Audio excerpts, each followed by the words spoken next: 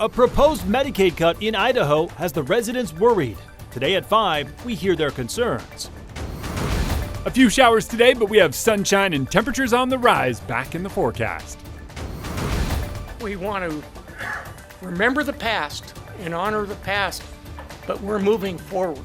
And we hear from a resilient community that thrives almost 5 years after the Babb Road wildfire. Good evening and thank you for joining us for KREM 2 News at 5 tonight. I'm Mark Hanrahan. We kick things off at this hour with a check of the forecast. I want to get straight outside right now to Chief Meteorologist Jeremy Legoo. Jeremy, an hour ago when you were outside, you were getting rained on. What about now? Sun's out. One cloud is covering where I am right now, and I'm thankful because it's still kind of hot. 74 degrees. But 74 degrees and sunshine this time of year feels warm. Wind is picking up, and we knew that would happen. Wind gusting out of the west-southwest, up at about 20 miles per hour, sustained at 15, likely going to get a little bit stronger. You're probably hearing some of that wind in my microphone. Probably gonna have to have a talk about forgetting my mic cover. Sorry, but here we go. 74 degrees in Spokane, 72 in Coeur d'Alene, 76 in Deer Park, and near 80 out in central Washington, where we had the sun come out a lot earlier. Wind is going to stay breezy through the next few hours.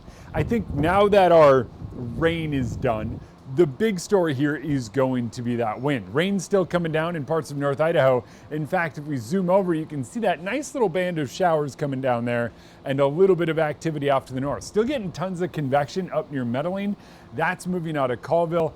And as we move through the next few hours, I think that moves out and it's back to sunshine. Sunshine in a big way. Tomorrow, up near 80 degrees, 87 and mostly sunny on Saturday. And then with a little bit of wind, we wind up cooling heading into Sunday. But once again, 74 degrees where we are right now. Still pretty warm if you're asking me. All right, sounds good, Jeremy. We'll check back in with you later in the broadcast. The suspect in a recent deadly shooting at North Spokane Maverick gas station faced a judge today. 18-year-old Quentin Hutchinson now faces 1 count of second-degree murder and 1 count of drive-by shooting in Spokane Superior Court. Hutchinson allegedly shot and killed 24-year-old Timothy Allen Jr. and left another man critically hurt. Police say this is a gang-related shooting. The judge set Hutchinson's bond at $1 million. He's due back in court coming up on June 10th. And 21-year-old William Baldwin also faced a Spokane judge today. He is accused of shooting and killing 24-year-old Hassani Vida near the Amazon facility in the West Plains last month. Baldwin is charged with second-degree murder and possession of a firearm. He is held right now on a $1 million bond in a Spokane County jail. He is ordered back in court on June 10th for his arraignment. In other news this evening, concerned Idaho healthcare providers, organizations, and advocates are calling on the Gem State senators to halt proposed cuts to healthcare and food assistance. KREM 2's Shannon Mowdy joining us now with how they say it could negatively impact thousands of Idahoans. Shannon? The group Idaho Supports Medicaid says if the U.S. Senate doesn't make changes to the so-called Big Beautiful Bill, Idahoans will lose health care and, in some cases, their lives. As President Trump's spending bill lies in the hands of the Senate, nothing's set in stone. That's cold comfort to many Idahoans. The largest cuts to health care and food assistance in history. The group Idaho Supports Medicaid, which includes healthcare providers and organizations, says the trillions of dollars in proposed cuts could mean Idaho's Medicaid funding is slashed 11%. Idaho alone would face a projected $3.5 billion cut in federal Medicaid funding. The insurance program for low-income and disabled Americans covers 360,000 Idahoans, half of them children. Senior policy associate Hillary Hagan says more than 30,000 of the Gem State's most vulnerable could lose health care coverage completely. We know the power of Medicaid. One of the bill's biggest sticking points is a work requirement for most recipients to stay eligible. And alarmingly, those who fail to meet the requirement will not only be disenrolled from Medicaid, but also barred from accessing marketplace coverage. In Idaho, this could mean 18,500 people losing coverage each year. What's more, Hagan says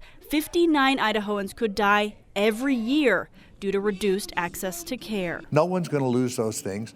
if you qualify for the program. Idaho Congressman Mike Simpson sat down with our Boise sister station to say the goal of the bill is to return the program to its original intent, helping those in need. Should you be getting the benefit? If you're here illegally, should you be getting Medicare or Medicaid? I don't think so. So yeah, some people like that will probably lose that benefit.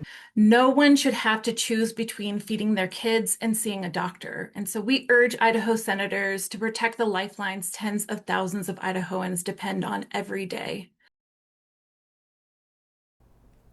KREM 2 News did reach out to Idaho Senators Risch and Crapo and did not yet hear back. Shannon Mowdy, KREM 2 News. All right, Shannon, thank you very much. As part of our ongoing Boomtown series, we are keeping a close eye on the rapid growth in the inland Northwest. And today, Visit Spokane reports a record-breaking year for tourism in Spokane County in 2024. KREM 2's Regan Gallo takes a closer look at why Spokane is becoming a top vacation destination for visitors from out of town. Regan? Well, I'm definitely enjoying the Spokane skyline right now. For some, the growth in Spokane was an unlikely story. I want to know, what do you have to offer that I can't get in Seattle or the Seattle area? From Bloomsday to Hoop Fest to everything in between, the growth in Spokane and its increase in facilities has attracted many to the area. We get a lot of people coming in 3-4 days in a row while they're here visiting, and then they go back to wherever they're from. Which is why Drew Peller, who works at Spokane's beloved Irish pub O'Doherty's, moved to Spokane all the way from New York City. Here it's a little slower, a little more friendly. People take the time to get to know you, so it's a lot nicer in that way. So the word is out. Spokane is a destination. Reports show the total impact between sales and spending for Spokane County was $2.4 billion in 2024. It means that the town is growing. It's doing well. Obviously, it's good for my business, but more importantly, it's good for Spokane. With dollars going to dining, lodging, retail, transportation, and entertainment.